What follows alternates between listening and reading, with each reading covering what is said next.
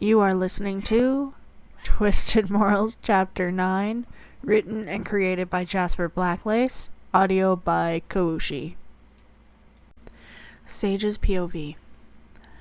I don't remember much about our 50-kilometer dash, but the amount of sweat dripping off of my skin as the sun lashed at us like 1,000 thunderbolts crashing down on our bodies was one to remember. The sounds of the rapid acceleration of the infected people from behind died out relatively quickly, considering some of them could run quickly. I could feel my heart rate pick up much faster than before our first encounter with the infected. I could hear Clem's soft panting grow loud and rapid as she kept pulling me forward, dodging left and right as we made our way to the edge of the forest line. By the time we reached the entrance of the woods, the sun was just high enough to give us minimal light. Thankfully, it was enough for us to scope out the area. Looks like we made it unscathed this time. My panting, scratchy voice paired with my dripping eyebrows made my fatigue very obvious to the petite woman sitting in the grass before me. Surprisingly, I never thought I could run that fast without dying. Her voice is weaker than mine. I pull my bag off my back to rummage for a water bottle. I pull one out, pop off the cap, and hand it to her. She takes it slowly and sips at it before giving it back, breathing heavily.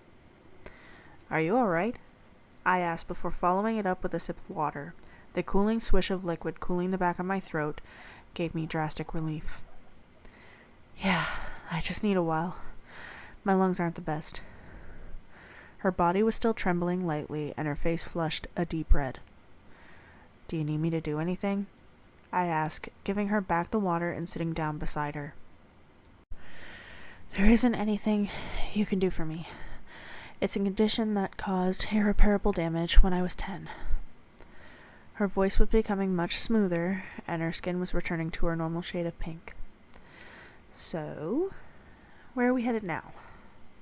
I ask, trying to ignore my heightened worry and pure reluctance to move from our current location and let her rest further. Sadly, we are in the open with zero shelter from the elements, let alone those man-eating people. The cabin is about a 20-minute walk from here, and we have about the same left of daylight. I say we make our way there and then eat something. Sounds good. Shall we head out then? I stretch out my hand for her to grab. She places her cold and damp hand onto mine before weakly standing. For some reason, I felt my heart sink to my stomach at the sight. She flipped her bag onto her back, nearly knocking herself over. Let's get going.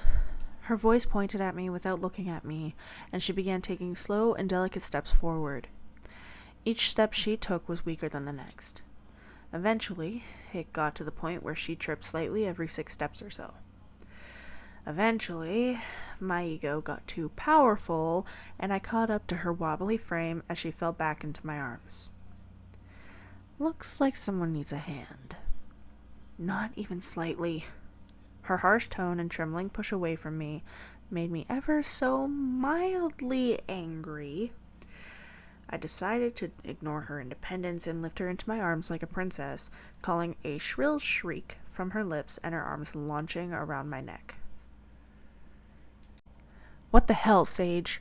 Her voice was high-pitched and wobbly as her grip grew tighter and my feet began carrying us forward. Just point me in the right direction. Put me down. Clementine, you're tired. This is the least I can do, considering I'd be dead right now without you. So point me in the right damn direction, or we'll be walking in circles till sunrise. I felt her wince quietly before she looked forward and pointed us to go left towards a thicker part of the woods. We need to go left for about 10 minutes and then cross the creek, which we then go straight until we see the cabin. She spoke softly with a dark pink coating her cheeks. Now, was that so hard? I looked down at her with a soft smile. From this close up, I can see all her delicate facial features. Her teeth are a crisp white, with darker pink lips. They are slightly chapped, and it looks as though she was chewing on them regularly. Her eyes were completely void of anything but embarrassment and anxiety, and her freckles were even more noticeable, and honestly made my skin heat and my heart do a barrel roll. I can't tell if my sudden twitch downstairs was caused by my lack of getting laid or her curvy and soft body. By the time we reached the creek, the sun had completely set and the only light left was from the moon. It reflected off the water, not giving much hindsight to how shallow or deep the water was, or if there was any wildlife waiting for my toes. The water should only reach your ankles. You can let me down now. It's only been a short while. Are you sure you can withstand the current? Her stubborn attitude is going to be your downfall sooner or later. I'll let you hold my hand if that makes you feel better. I could hear her gulp down her anxiety before she pushed away from me, landing on her feet. She grabbed my hand and started walking through the water. With her being much shorter, the water went nearly to her knees. While her guess was right, it didn't even go above my ankles. So we have 10 more minutes then? I say as we finish crossing through the water and she shakes off her legs. We have about 8 more, but if we walk fast, we can get there sooner.